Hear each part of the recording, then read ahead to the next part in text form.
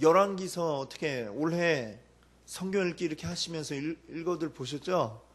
예, 더 구체적으로 묻지 않겠습니다.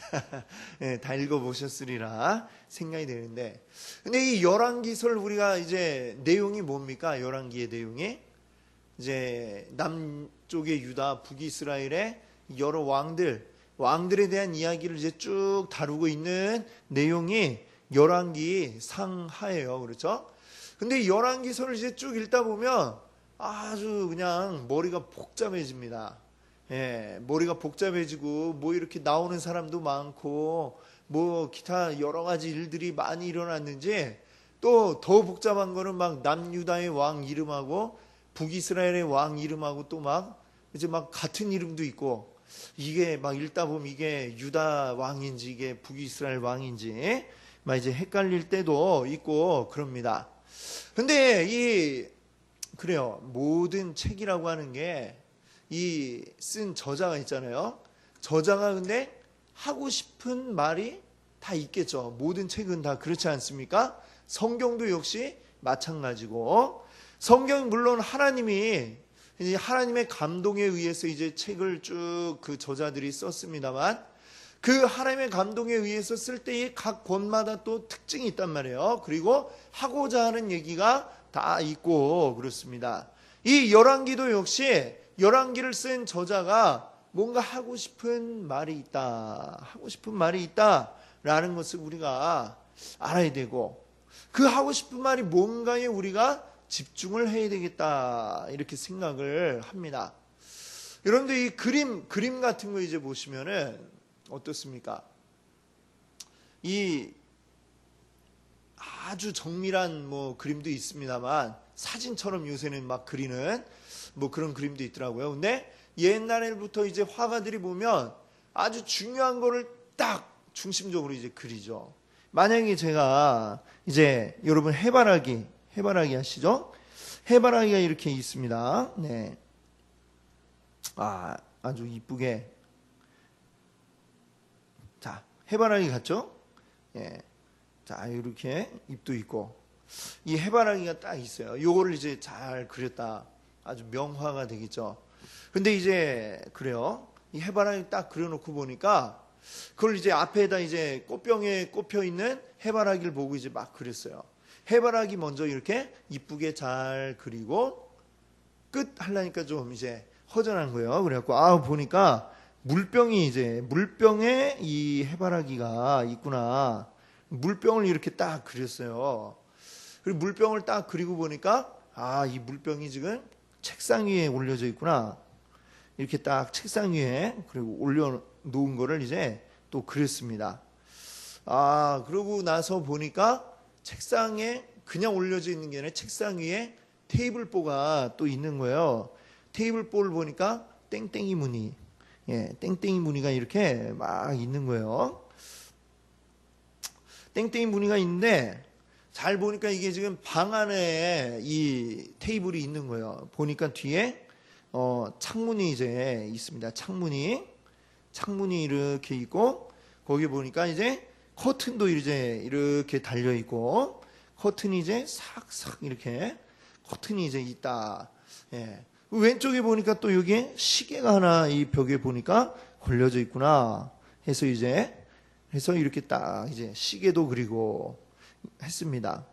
여기 보니까 또 방 구석에 이렇게 방이 그려져 있는데, 여기 보니까 옷걸이도 이렇게 쫙 있고, 너무 잘 그리죠. 저도 지금 깜짝 놀랐네요. 이렇게 제가 잘 그린지. 막 이렇게 막 그렸습니다. 이렇게 막 그려놓고 보니까 어때요, 지금? 이 그림이 애초에 뭘 그리려고 했는지 여러분들 감이 오십니까? 이 다 그려놓고 보니까 도대체 뭘 그리려고 했는지 이거에 알기가 어려워요. 그래서 화가들은 뭐 해바라기 딱 이러면 뒤에 뭐 이런 거 과감히 생략하고, 뭐 창문 같은 거 확 지워버리고, 문도 다 사실적으로 안 그리고, 옆에 주변에 기타 등등 이런 거 싹싹 지우고, 뭐 이런 것도 지우고, 뭐 그냥 최소한도로 해서 딱 뭔가 보여주고자 했던, 내가 그리고자 했던 거 요게 딱 뭔지를 보여주려고 이제 집중해서 이제 하게 되죠. 지금 우리도 이제 열왕기를 딱 읽을 때에 이 열왕기 저자가 보여주고자 하는 요것이 있다 이거예요.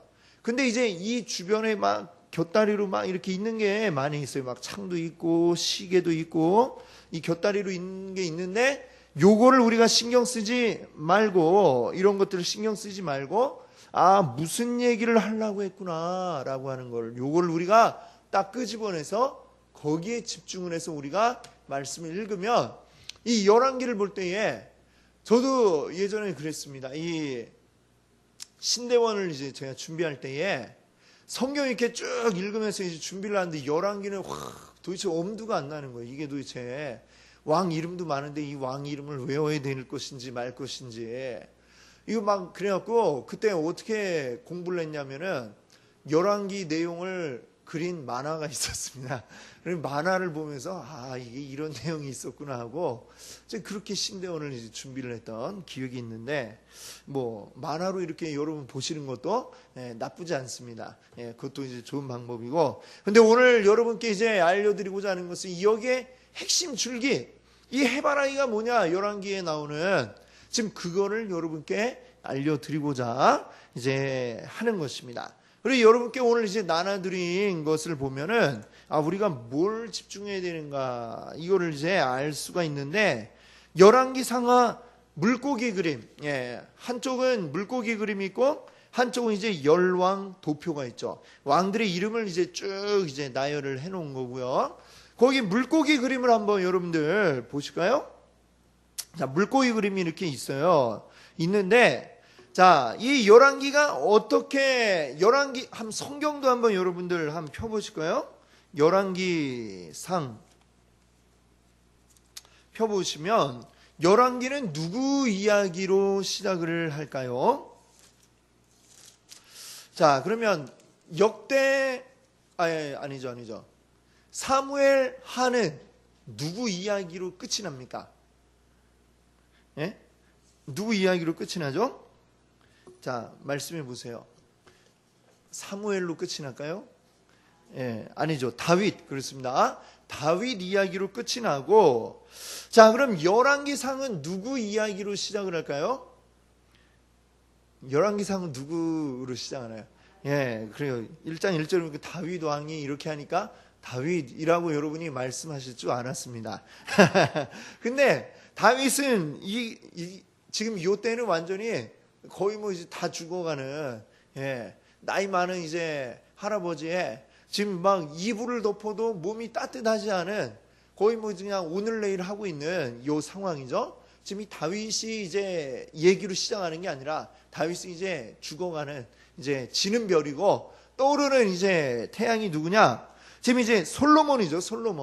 솔로몬의 왕이 되는 얘기가 이 열왕기 1장부터 시작을 하고 있는 것입니다. 그래, 열왕기는 이제 솔로몬부터 사무엘 상하, 여기는 처음 이제 하나님이 왕을 보여주셨다라고 했잖아요. 그래서 인간이 원하는 왕의 모델로 사울을 보여주시고, 하나님이 원하는 그 왕의 모델로 다윗을 보여주시고, 이 보여준 뒤에 이제 그 뒤로 솔로몬 때부터 이제 왕들의 이야기가 쭉 나오는 게 열왕기입니다. 열왕기인데, 이 열왕기를 보면 열왕기 상이 몇 장까지 있게요? 몇 장까지 있을까요? 자, 22장까지 있습니다. 22장까지 있는데, 자, 근데 이 솔로몬 얘기가 몇 장까지 나오느냐 하면 열왕기 상에서 몇 장까지 나올까요? 11장까지 나오고 있습니다. 11장. 그러니까 열왕기의 절반가량이 지금 솔로몬의 얘기로 채워져 있죠. 왕들이 되게 많아요. 그렇죠? 여러분 나눠드린 거 보면 왕의 이름들이, 그것도 뭐 남유다, 북이스라엘 다 이렇게 하려면 되게 많은데, 그 중에 이 솔로몬 얘기만 무려 열왕기 상에서 11장 절반을 이제 거기에 할애를 하고 있다라고 하는 것을 우리가 볼 수가 있는 것이죠. 자, 그뿐만 아니라 이제 열왕기 상에서 솔로몬 얘기가 지나가면 그 뒤에는 누구가 나오냐면은 솔로몬의 아들 르호보암이 나옵니다. 근데 르호보암이 나오고 그 다음에 또 누가 같이 등장하냐면은 여로보암. 예. 둘 다 이름이 무슨 보암 이렇게 끝나니까 이 둘이 형제인가? 뭐 이렇게 생각하기 쉬운데 전혀 이 핏줄이 전혀 다른 사람들입니다. 예. 이 여로보암은 에브라임 지파의 사람이고 이 여로보암이 이제 북이스라엘의 첫 번째 왕이 되는, 나라가 둘로 갈라질 때에 그 북이스라엘의 첫 번째 왕이 되는 사람이 바로 이 여로보암이다, 이렇게 우리가 알 수가 있습니다. 그리고 여로보암 때에 이 르호보암, 여로보암 이야기가 나오는데 그 이야기도 보면 중심이 누구 중심으로 얘기가 나오냐면 르호보암보다는 여로보암 중심으로 많은 이야기가 나오고 있는 것을 보게 됩니다. 그렇게 쭉 흘러가다가 열왕기상에 이제 보면 마지막 부분에 누구 얘기로 이제 주로 나오냐 하면은 아합이라고 하는 왕의 이야기가 나오는데, 아합 되면 벌써 북이스라엘의 왕조가 바뀝니다. 예. 여로보암이 시작했던 그 왕조는 끝나고 다른 이제 반역이 일어나고 새로운 왕조가 들어서는데 그것은 오므리 왕조. 이 오므리 왕조의 이제 오므리 아들 아합이 왕이 되는데, 이 아합의 이야기가 또 한참 나와요. 보면 16장부터 열왕기상이 22장인데 그 중에 앞에 11장까지는 솔로몬이었고 또 16장부터 끝날 때까지가 또 계속 아합 왕의 이야기가 쭉 나오는 것을 보게 됩니다. 그러니까 열왕기상에서만 해도 벌써 제일 중요하게 다뤄지는 비중 있는 사람들이 두 명이죠. 솔로몬, 그다음에 뒤에는 이제 아합. 그리고 아합 왕의 이야기 하면서 같이 이제 나오는 중요한 이야기가 있는데 뭐냐면 선지자 엘리야와 엘리사의 이야기가 이제 나오고 있습니다. 그리고 이 아합 왕은 아주 하나님 보시기에 악한 왕이었기 때문에 하나님이 이 왕이 망하도록, 이 왕조가 끝나도록 하나님이 말씀하시는데 선지자 엘리야를 통해서 이 말씀을 하시고, 결국 하나님이 엘리야를 통해 말씀하신 것들이 그대로 이루어져서 아합과 그의 아들들 왕위가 계속 이어지지 못하고 끝나게 되고, 그 다음으로 예후가 왕이 될 것도 하나님이 말씀을 하셔서 또 이것이 역시 또 하나님 말씀 그대로 이루어지는, 이것들을 이제 열왕기하 쭉 계속되면서 이제 이야기를 하고 있는 거죠. 그렇게 되다가 나중에 17장에 가면 이제 어떤 얘기가 나오냐면, 열왕기하 17장에 가면 드디어 이제 북이스라엘이 망하게 됩니다. 나라가 완전히 이제 끝나게 되는 그 이야기가 나오죠. 그래서 그 뒷부분부터는 18장, 열왕기하 18장부터는 이제 남유다의 이야기만, 남유다의 왕 이야기만 쭉 이렇게 나오게 되죠. 그래서 이제 그거를 이제 보시면은 여러분 이 물고기 모양이다 이렇게 했는데, 머리 부분이 이제 어떤 내용이냐, 솔로몬부터 해서 이 머리 부분은 솔로몬, 그리고 이제 여로보암, 르호보암에서 이 왕국이 둘로 갈라지게 되는, 이렇게 해서 이 위쪽은 뭡니까? 위쪽은 북방 이스라엘, 그리고 남쪽은 남방 유다. 그래서 우리가 여기에서도 우리가 알아야 될 게, 우리가 이스라엘 그러면 그냥 전체적으로 이스라엘만 이렇게 생각하기 쉬운데, 요 이전에는 이제 쭉 다 그렇게 이스라엘 민족을 다 얘기하는 거죠. 근데 열왕기에서부터는 이스라엘 이러면 어디를 얘기하는 거냐면 이스라엘 전체가 아니라 요 북방 이스라엘만 이야기를 하고 있는 그런 것을 우리가 보게 되는 것입니다. 그리고 이제 그렇게 해서 나라가 나뉘어지는 데까지가 이제 머리를 할 수 있고, 그 다음에 이제 몸통 부분이죠. 이 몸통 부분은 어떤 얘기냐? 좀 전에 말씀드린 것처럼 오므리 왕조, 그리고 북이스라엘 중심으로 이제 이야기를 쭉 해가는데, 그리고 예후 왕조, 이 두 왕조가 이제 바뀌어지는 과정 속에 누가 나오느냐? 바로 선지자 엘리야와 엘리사, 이 두 선지자가 나오게 되죠. 이 두 선지자를 통해 또 하나님이 역사하시고, 이 북이스라엘이 너무나도 악하게 바알 섬기고 아세라 섬기고 이렇게 이방신을 섬기는 게 아주 그냥 일상으로 이렇게 바뀌어진 상황 가운데서 하나님이 역사하시고 하나님의 나라를 지켜가는 이 과정들을 이제 쭉 보여주는 부분이 바로 이 몸통 부분이다, 이렇게 보면 되겠고요. 그러다가 결국 이제 어떻게 됩니까? 이 북이스라엘이 망하게 되는 이제 그 내용, 이제 그것이 이제 꼬리 부분이 되겠습니다. 그 북이스라엘이 완전히 멸망하고 그 뒤부터는 이제 어떻게 됩니까? 앞에 쭉 이렇게 쭉 요 북이스라엘 중심으로 오다가 여기부터는 이제 남유다 중심으로 이제 이야기가 쭉 흘러가게 되는 이것을 보게 되는 것이죠. 그래서 17장, 열왕기하 17장에서 이제 북이스라엘이 망하고 그 다음 왕이 누구냐? 남유다의 그 다음으로 다뤄지는 18장에 나오는 왕이 바로 히스기야죠. 히스기야. 그래서 이 유다도 역시 마찬가지로 이제 앞으로 쭉 내용을 보시면 알게 되겠지만 유다 역시 뭐 북이스라엘만큼은 아닐지라도 아주 이방신을 섬기고 하나님을 떠나고 이런 것들이 아주 그냥 성행하게 됩니다.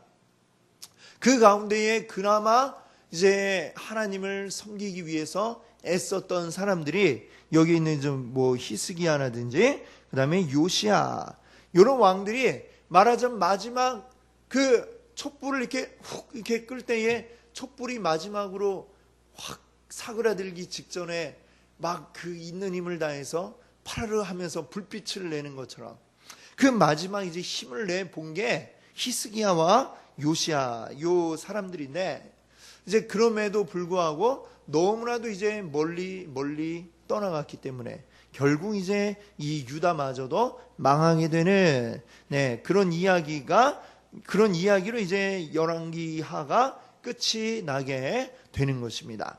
요 전체적으로 이제 열왕기가 어떻게 흘러가는지, 지금 저자가 어떤 흐름으로 얘기했는지 그 이해가 되시죠?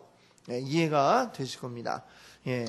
뭐 또 계속 이제 말씀드리겠지만 요 부분을 이제 참고하시면서 이 열왕기 상하의 내용들을 우리가 보면은 잘 이해가 되시리라 생각이 됩니다. 자, 이 각 부분들을 우리가 한번 뜯어서 이제 생각을 해 보고자 합니다. 이제 머리 부분은 이제 그 열왕기 상이 솔로몬 이야기로 시작을 한다고 그랬어요. 근데 솔로몬이 왕이 되고 나서 제일 중점적으로 했던 일이 뭐냐? 다윗 때부터 이제 딱 내려오는 수건 사업이 있었죠. 그게 뭡니까? 바로 성전.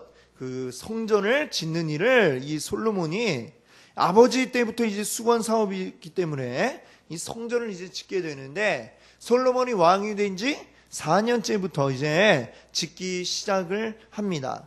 그렇게 해갖고 몇 년 만에 이 성전이 완성이 되느냐면은 7년 만에, 7년이 걸리게 되는 것이죠. 자, 그러고 나서 솔로몬이 이제 또 무엇을 하게 되느냐? 또 자기 하나님 전을 지었으니까 자기 궁전도 또 지어야죠. 그래서 자기 궁전을 이제 짓습니다. 자기 궁전을 또 짓는데, 이 궁전을 짓는데 몇 년이 걸리느냐? 13년이 또 걸리게 됩니다. 13년. 자, 13년. 도합, 요 짓는 기간만 20년이 걸리고, 요 앞에 4년까지 더하면 한 24년. 솔로몬이 왕이 되고 나서 한 24년간 계속 건축에만 매달려 왔다라고 하는 얘기죠. 성경에 보면 또 이것만 짓고 끝났느냐? 그렇지 않습니다. 자기가 또 애굽에서 데리고 온 또 그 부인을 위해서 또 따로 또 궁전을 또 하나 지어주고, 뭐 그뿐만 아니라 뭐 여러 성도 짓고 뭐 이것저것 계속해서 건축 공사가 끝이 나지 않고 계속 이어지는 거예요. 근데 뭐 옛날에 이 큰 공사들을 할 때에 사람이 많이 필요하지 않습니까? 그렇죠? 사람이 많이 필요한데 그 사람들을 어떻게 동원합니까? 뭐 일당 주면서 불러다가 데려서 일하고 이럽니까? 옛날 공사라는 게 그런 게 아니잖아요. 그렇죠? 왕이 이거 빨리 끝내라 이러면 사람들 동원하는 거죠. 사람들을 동원해서 사람들은 자기 생업을 놓고 가서 동원이 되어서 일을 하는 겁니다. 그러니까 자기 그 농사 짓는 거 이런 거는 당연히 이제 피폐하게 될 수밖에 없고, 또 여기 막 끌려가서 이제 부역을 한다고 그러죠. 일을 하는데 또 얼마나 힘이 듭니까? 그렇죠? 그게 뭐 1년, 2년 공사가 아니라 무려 20년 넘게 계속해서 이 일이 끝이 나지 않고, 하나 완성하면 또 다른 것 또 지어야 되고, 또 그거 끝나면 또 다른 거 지어야 되고, 이게 계속해서 이어져 오게 되었다라고 하는 것이죠. 이 대표적인 공사만 해도 벌써 24년 동안 공사를 하는데, 이 솔로몬은 이제 통치 기간이 한 40년 되는데 그 중에 24년이 건축 공사하는데 지나갔습니다. 이 백성들은 또 얼마나 힘이 들겠습니까? 그렇죠? 힘이 드는데, 그러면 나머지 기간들은 잘 이렇게 백성들을 아우르면서 또 하나님 말씀대로 잘 섬기고 이렇게 살아가야 되는데, 이 솔로몬의 그 나머지 기간들이 그렇지 못했다고 하는 것이죠. 40년에서 24년 빼면은 이제 한 몇 년 될까요? 16년이죠. 요 16년을 섬기는 동안 어떻게 됐느냐? 이방 우상에 빠져서 지냈던 게 바로 이 솔로몬입니다. 왜 그렇게 되었느냐? 솔로몬이 많은 이제 아내를 두었다는 거예요. 왜? 이 뭐 정치적인 이유, 뭐 기타 여러 가지 이유들에 의해서 뭐 애굽의 공주도 부인으로 데려오고, 또 다른 나라 공주도 데려오고, 뭐 이렇게 하다 보니까 정략 결혼이죠. 정략 결혼 하다 보니까 부인이 많아졌는데, 이방 여인들을 이 부인으로 맞이하니까 이방 여인들이 이스라엘에 올 때에 어떻게 오겠습니까? 자기 몸만 떨렁 오는 게 아니라 자기들이 섬기던 이방 우상들 이거 다 들고 오는 거죠. 와갖고 이걸 나는 당신은 하나님 섬기시오, 난 이걸 섬기겠어. 자, 다른 이방인들은 그런 게 자유로워요. 왜냐하면 이 다신교이기 때문에 많은 신을 섬기는 게 뭐 자기들은 아무 문제가 되지 않아요. 하나님 좋아, 또 바알도 좋아, 뭐 다 좋다, 뭐 이렇게 되는 거죠. 뭐든지 그냥 나만 도와주면 내게 복만 좀 좋다, 잘 된다, 이렇게 생각을 하니까 전혀 아무런 문제가 되지 않습니다. 근데 뭐냐면 문제는 솔로몬이 이 뭐 이방 우상들 가지고 와서 그것들을 섬기고 하는 가운데에 그것들이 이제 궁전 안에 들어오게 되어지고 하다 보니까 거기에 이제 빠져들게 되는 거죠. 점점. 처음엔 그런 마음이 아니었겠죠. 처음에 솔로몬이 왕이 됐을 때 어땠습니까?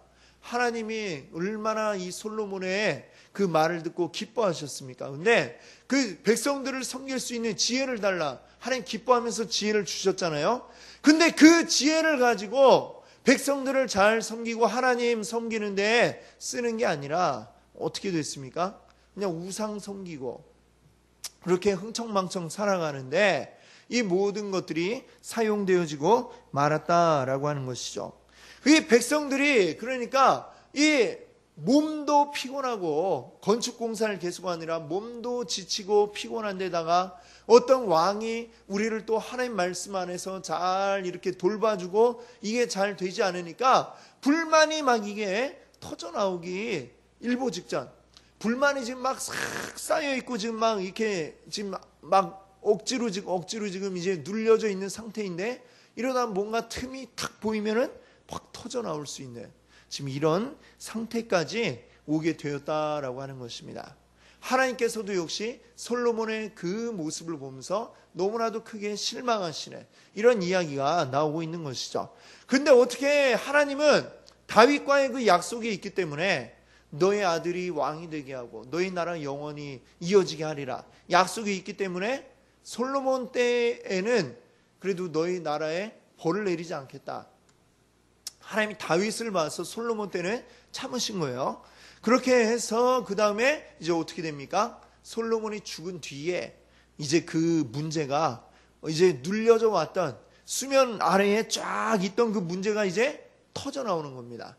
뻥 하고 이제 터져 나오는데 어떻게 터져 나오느냐? 자, 이제 여로보암이 이제 등장을 해요. 근데 여로보암은 사실 르호보암 왕 때 처음 나오는 게 아니라 솔로몬 때에 그 이름이 나오는데, 원래는 이 사람이 어떤 사람이었느냐?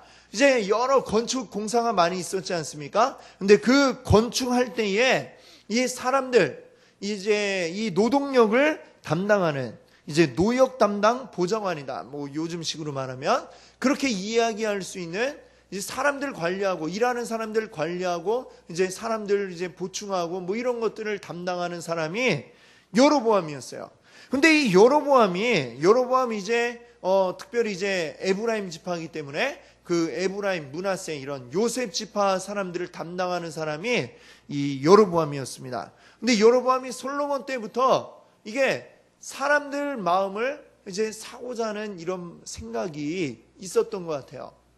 뭔가 이 왕에게로 모든 사람들의 마음이 가도록 하는 게 아니라 자기가 중간에서 이 사람들의 환심을 사고 하고자 하는 이런 일들이 있었다는 것이죠. 그것이 이제 솔로몬이 그걸 이제 낌새를 딱 눈치채서 결국 여로보암이 이 나라 안에 머물지 못하고 도망을 갑니다.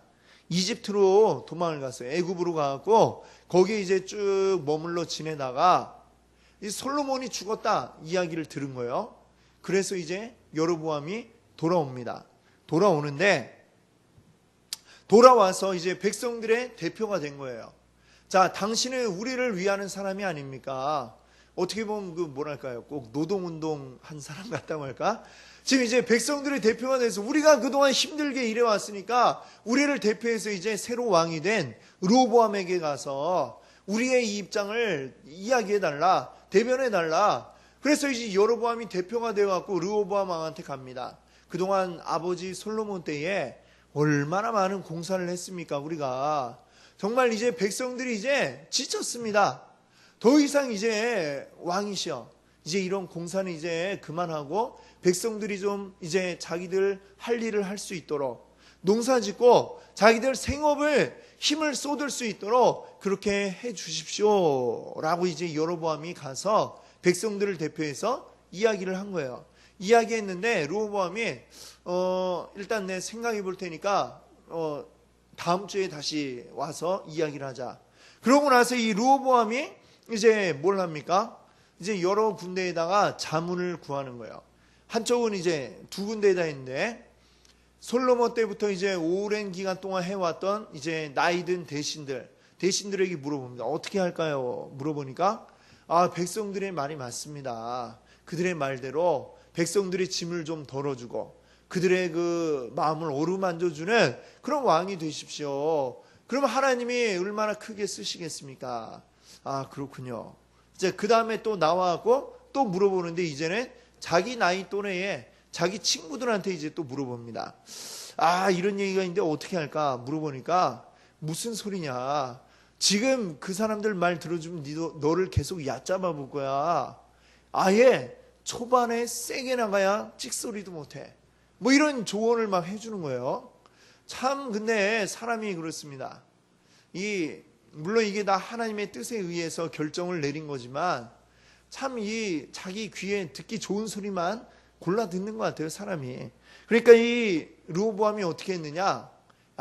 자기가 센 왕이 되고 싶은 거예요. 아버지보다 더 센 왕, 능력 있고 강한 왕이 되고 싶은 마음에 이 백성들이 딱 다시 여로보암이 대표로 딱 왔는데 뭐라고 얘기했느냐? 내 새끼손가락이 아버지 허리보다 굵다. 뭐 이런 얘기를 하는 거예요.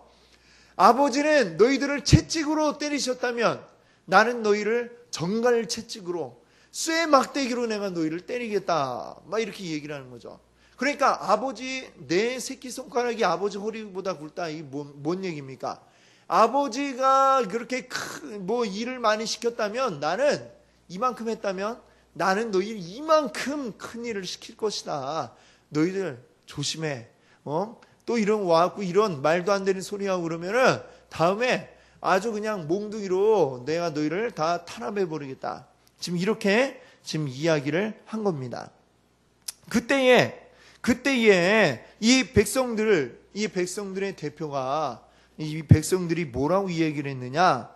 열왕기상 12장 16절에 보니까 우리가 다윗과 무슨 관계가 있느냐라고 이렇게 이야기를 하고 있습니다.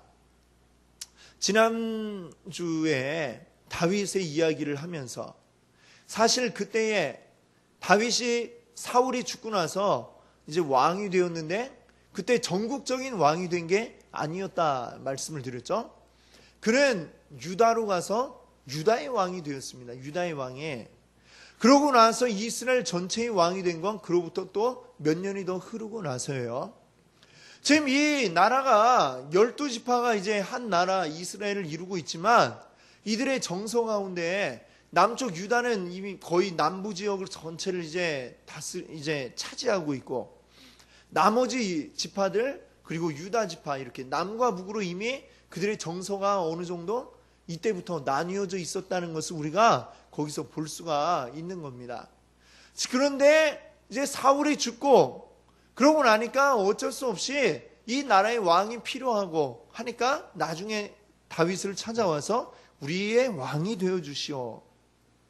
그래서 이제 그걸 받아들여서 이스라엘 전체의 왕이 비로소 이제 한 7년 지나서 된 거거든요. 자, 그렇게 해서 이제 그 일종의 합의 속에 이 남과 북이 지금 하나가 되었다는 얘기입니다.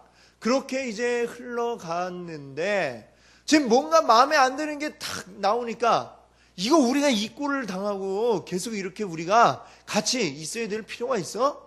이런 마음이 생긴 겁니다. 그러니까 이 10지파, 북쪽의 10지파 사람들이 이야기하기를 도대체 다윗과 우리가 무슨 관계가 있느냐? 이렇게 이야기를 하는 거죠. 더 이상 우리가 저 다윗의 후손에 그 왕으로 우리가 삼지 말고 우리가 따로 독립을 하자 하게 된 겁니다. 그렇게 해서 이제 독립을 한 게 이제 바로 여로보암을 왕으로 앉히고, 그때에 이 백성들의 대표 역할을 했던 여로보암이 왕이 되고 남과 북이 갈라지게 된 것입니다. 근데 이 남과 북이 갈라졌을 때 여기에서 중요한 게 있어요. 이 머리 부분인데, 머리에서 중요한 게 뭐냐? 여로보암의 죄라고 하는 게 이제 아주 중요합니다. 이 여로보암의 죄가 뭐냐? 나라가 이제 남과 북으로 갈라졌잖아요. 근데 거기에서 이제 제일 문제가 되는 게 뭐냐면, 이 성전에 있는 예루살렘은 남유다에 속한 곳이다라는 것이죠. 그럼 생각을 해보십시오. 이 사람들이 그동안 십수년간 고생해갖고 뭘 했어요? 성전을 이제 지었잖아요. 성전을 지어서 이제 좀 성전을 이용할 수 있게 되었는데, 그런데 금방 또 나라가 갈라져서 가기가 어렵게 된 거죠. 그런 게 이제 말하자면 뭡니까? 아, 나는 쎄 빠지게 고생만 하고 이거 혜택은 누리지 못하게 된, 바로 이런 모습이 나타나게 된 거예요. 북이스라엘 사람들로서는 이게 당연히 좀 뭔가 불만이 나올 수밖에 없었을 겁니다. 여로보암이 그 불만을 이제 누그러뜨려야 되는 거예요. 누그러뜨려야. 그럼 어떻게 할까? 근데 이제 거기서 이제 생각이 낸 게 결국 꼼수를 생각이 낼 수밖에 없는 것이죠. 제대로 하려면 어떻게 됩니까? 이게 뭐 6월절만 되면 다 백성들이 그냥 다 내려가고 유다에 가고 그 성전을 이용을 해야 되는데, 그게 어떻게 어느 왕이 그걸 인정을 하겠습니까? 그렇죠? 그러니까 뭐 우리나라도 남과 북으로 이렇게 있는데 저 북한에서 그렇게 길을 쓰고 이 남북 이산 가족 상봉을 이렇게 잘 안 열어주는 이유가 뭡니까? 자꾸 이게 접촉하고 그러면 이게 충성심도 이제 흐려지고, 이게 이제 우리가 북으로 딱 갈라졌는데 이게 이 마음이 하나가 되지 못하면 금방 이거 또 그래도 우리 역시 한민족인데 어떻게 이렇게 갈라져? 이러다 하나 될까봐. 그래서 여로보암이 그냥 또 이렇게 왕의 자리에 쫓겨날까봐 이게 제일 두려운 거였습니다. 그래서 그가 한 일이 뭐냐? 베델과 단이라고 하는 곳에다가 이제 제단을 만드는 거예요.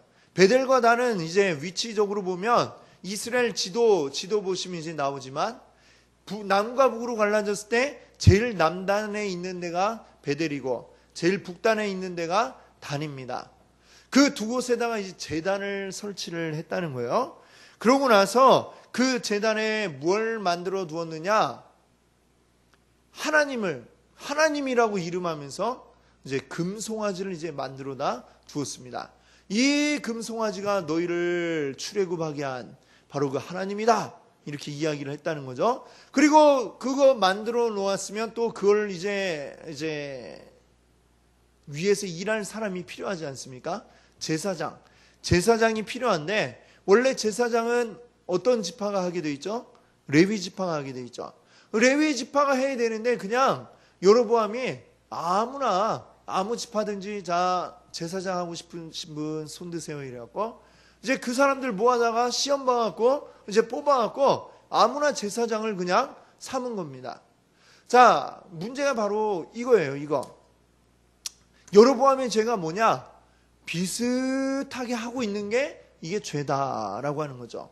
하나님 섬기려면 하나님 제대로 섬겨야 되는데 하나님 제대로 섬기는 게 아니라 하나님의 이름은 막 갖다가 쓰고 있는데 이제 자세히 들여다보면 이게 하나님 원하시는 게 전혀 아닌 뭔가 비슷한 것 같은데 아닌 이런 모습을 가지게 만들었다는 거예요. 그렇죠? 하나님이라고 이름했는데 하나님이 아니라 금송아지를 만들어 놓고 갖다 섬기고 있고 제사장 그랬는데 진짜 제사장이 아니라 그냥 아무나 다 제사장이 되게 만들어 버리고 그렇게 해놓고 이게 하나님이다 이렇게 이야기하니까 이게 곧 하나님 보시기에는 악한 죄가 될 수밖에 없었다는 것입니다. 근데 북이스라엘의 첫 번째 왕인 여로보암이 지금 그렇게 딱 만들어 놓은 거예요. 비슷하게 하나님 비스무리하게 이렇게 만들어 놓은 거예요. 비슷한 게 문제가 되는 건 결국 뭡니까?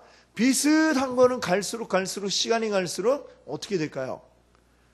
나중에 안 비슷하고 전혀 다른 게 될 수밖에 없다는 겁니다. 진짜 오리지널 딱 이렇게 있는데 이거 비슷하게 해놓으니까 이게 시간이 가면서 흐려지고 옅어지다가 나중에는 전혀 딴 거 이거 아니야? 우리 뭐 그 옛날에 가족 오락관 같은 거 게임 보시면은 이제 뭐 이렇게 막 설명하는 게 있죠. 말 안 하고 설명하는 거 단어를 딱 보여주면 몸 동작으로 이렇게 설명을 하는 거예요. 근데 이게 보면은 우리가 보면 되게 재밌잖아요. 그렇죠? 처음에는 뭐 닭 이랬는데 닭을 막 설명을 하는데 가다 보면 이제 전혀 이제 다른 거를 설명하고 있어요. 마지막 사람이 이제 딱 보고서 아 뭐지 하다가 닭 이래야 되는데 닭이라 안 그러고 뭐 짬뽕 뭐 이런다든지 전혀 딴 게 이제 나오는 거죠. 비스무리한 게 계속 가니까 나중에 전혀 딴 게 나온다라고 하는 것입니다. 지금 여로보암의 죄, 이 북이스라엘의 왕들을 설명할 때마다 이 열왕기의 저자는 계속해서 그 왕들을 설명할 때 이렇게 얘기해요. 열왕기상 15장 34절도 보니까 바하사는 이제 그 뒤에 왕이죠. 바하사가 여호와 보시기에 악을 행하되 여로보암의 길로 행하며 그가 이스라엘에게 범하게 한 그 죄 중에 행하였더라. 여로보암의 그 죄, 이 죄가 모든 이스라엘 왕들에게 그대로 흘러가고 나중에는 이 나라가 처음엔 하나님 비슷하게 섬기는 것 같은 나라가 되더니 나중에는 완전히 이제는 이방신을 섬기는 나라, 바알을 국교로 하는 그런 나라가 되어버리고 말았다라고 하는 것입니다. 우리가 오늘날 우리의 신앙생활을 할 때에도 중요한 게 그거예요. 하나님을 온전하게 섬겨야지 온전하지 않고 비슷하게 섬기는 거. 비슷하게 섬기는 거는 죄다라고 하는 것을 여러분들이 기억하셔야 되겠습니다. 그래서 이 여로보암의 죄에 우리가 빠지지 않으려면 하나님을 온전하게 섬겨야 되는 겁니다. 하나님이 명령하신 그대로 순종하는 마음으로 해야지 이래도 되고 저래도 되고 뭔가 하나님 섬기는 길, 하나님 섬기지 않는 길 사이에 양다리를 딱 걸치고 적당하게 비스무리하게 이쪽도 되고 이쪽도 되고 이렇게 살아가는 자는 결국엔 이렇게 가다가 비슷하게 가운데로 가는 것 같지만 나중에는 이쪽으로 와 있네. 하나님이 아닌 전혀 다른 길로 갈 수밖에 없다는 것을 우리가 알아야 되겠습니다. 이것이 바로 여로보암의 죄였다.